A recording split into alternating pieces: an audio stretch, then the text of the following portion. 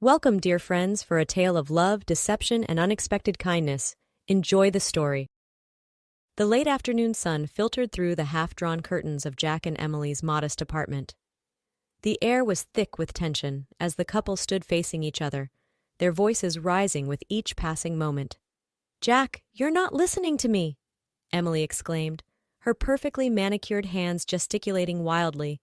"This is our wedding we're talking about. It's supposed to be the most important day of our lives." Jack ran a hand through his disheveled hair, his exhaustion evident in the dark circles under his eyes. I hear you, I do. But we have to be realistic. We can't afford a wedding at the plaza with a guest list of 300 people."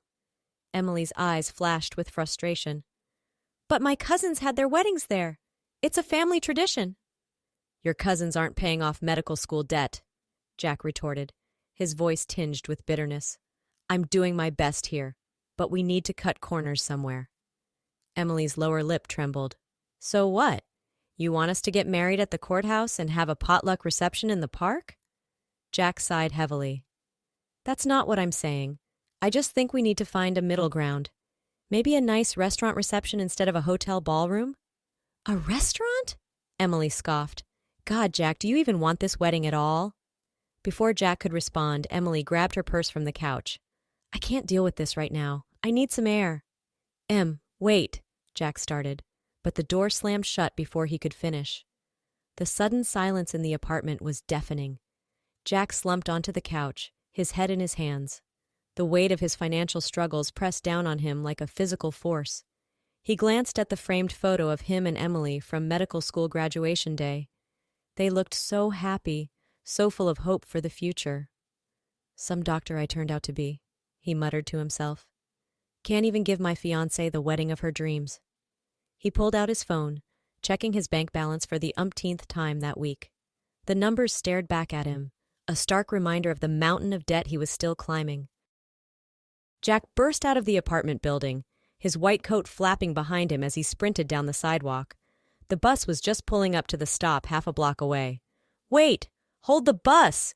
he shouted, waving his arm frantically. The bus driver, a kind-faced woman in her 50s, saw him coming and held the door. "Cutting it close today, Doc," she said with a wink as Jack bounded up the steps, out of breath. "Thanks, Rosa," he panted, fishing for his pass. "You're a lifesaver." Jack hurried through the bustling corridors of St. Mary's Hospital, nodding quick hellos to colleagues as he passed. Just as he reached the staff locker room, a hand touched his shoulder. "Dr. Peterson?" It was Nancy, one of the head nurses. "Mary needs to see you in her office right away." Jack's stomach dropped. "Did I do something wrong?" Nancy shook her head. "No idea, hun, but she said it's urgent." Mary looked up as Jack entered, her reading glasses perched on the end of her nose. "Ah, Jack, thanks for coming so quickly. Have a seat." Jack lowered himself into the chair, trying to keep his nervousness at bay. "What's this about, Mary?" Mary leaned forward, her expression serious. "We've got an unusual situation. A very wealthy patient has requested a house call and she's specifically asked for you." Jack's brow furrowed. "Me? But I'm just a resident. Surely one of the attending physicians." Mary held up a hand. "This patient is quite insistent, and given her generous donations to the hospital over the years, we're inclined to accommodate her requests. Are you up for it?" Jack nodded slowly, curiosity overtaking his initial hesitation. "Of course. When do I leave?" Jack sat in the passenger seat of the ambulance, his medical bag clutched tightly in his lap. The driver, a burly man named Mike, glanced over at him. "So, Doc, any idea what we're walking into here?" Mike asked. Jack shook his head. "Your guess is as good as mine. All I know is that she's wealthy and specifically requested me." Mike let out a low whistle. "Must be nice to have that kind of pull. Maybe she'll leave you a nice tip, eh?" Jack chuckled nervously. "I doubt it. Probably just wants a second opinion on something minor." As they turned onto a tree-lined street of massive houses, Mike's eyes widened. "Minor, huh? Take a look at where we're headed, Doc." The ambulance pulled up to a set of ornate iron gates, which swung open as if by magic. They drove up a winding driveway, passing manicured lawns and elaborate fountains. At the end stood a mansion that looked like it belonged in the pages of a luxury real estate magazine. "Holy!" Jack breathed, taking in the sight. Mike parked in front of the grand entrance. "Well, Doc, looks like you've hit the jackpot with this house call. Good luck in there." A butler led Jack through opulent hallways adorned with priceless artwork and antiques. They stopped outside a set of double doors. "Mrs. Thompson is waiting for you, Doctor," the butler said, opening the doors with a flourish. Jack stepped into what appeared to be a bedroom larger than his entire apartment. Sitting up in a four-poster bed was an elderly woman, her silver hair perfectly coiffed despite her apparent illness. "Ah, you must be Dr. Peterson," she said, her voice surprisingly strong. "I'm Sarah Thompson. Thank you for coming on such short notice." Jack approached the bed, setting his bag down. "It's a pleasure to meet you, Mrs. Thompson. What seems to be the problem?" Sarah waved a hand dismissively. "Oh, just the usual aches and pains of old age. But that's not why I called you here, young man." Jack paused in the middle of taking out his stethoscope. "I'm not sure I understand." Sarah's eyes twinkled with mischief. "How would you like to make a lot of money, Dr. Peterson?" Jack's jaw dropped. "Excuse me?" Sarah leaned forward, her gaze intense. "I have a proposition for you, Dr. Peterson. I need someone to pretend to be my son for 1 month. In return, I'll pay you a sum that will clear all your debts and then some." Jack took a step back, his mind reeling. "Mrs. Thompson, I can't do that. It's unethical, not to mention illegal." Sarah chuckled. "My dear boy, there's nothing illegal about an old woman wanting some company. As for ethics, well, sometimes the ends justify the means, don't you think?" Jack shook his head. "I'm sorry, but I can't." $1 million, Sarah interrupted. "Tax-free." The number hit Jack like a physical blow. He thought of Emily, of the wedding she dreamed of the life they could have without the crushing weight of debt. "Why me?" he managed to ask. Sarah's expression softened. "Because you remind me of my late son, and because I can see in your eyes that you're a good man who's struggling. Let me help you, Jack." Jack stood frozen, torn between his ethics and the temptation of financial freedom. Jack unlocked the door to his apartment, his mind still spinning from Sarah's offer.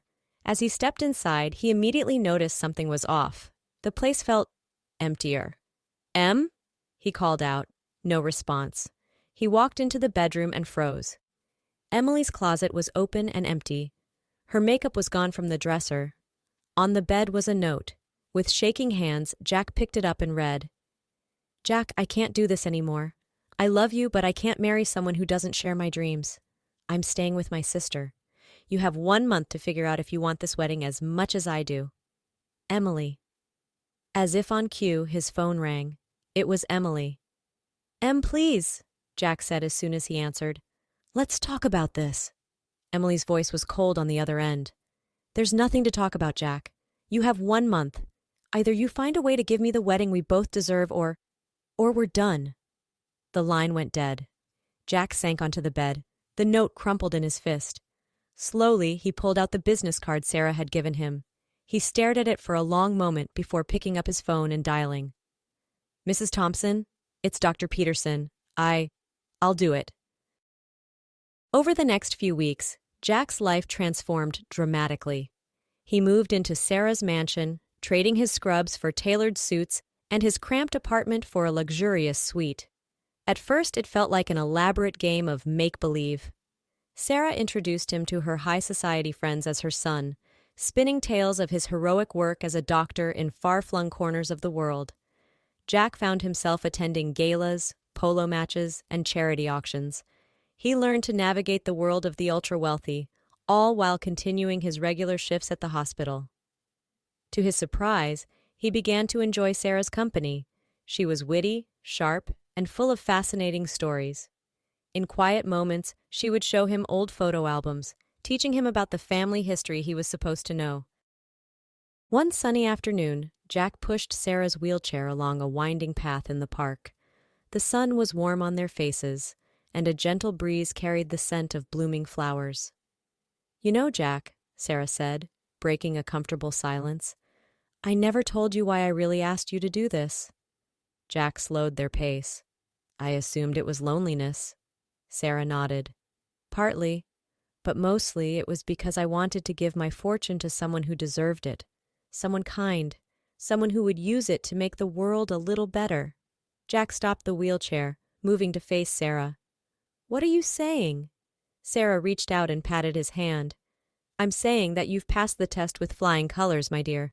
Whether you take the money or not, you've shown me that you're a good man. You remind me so much of my Thomas. Jack knelt beside the wheelchair. Tell me about him.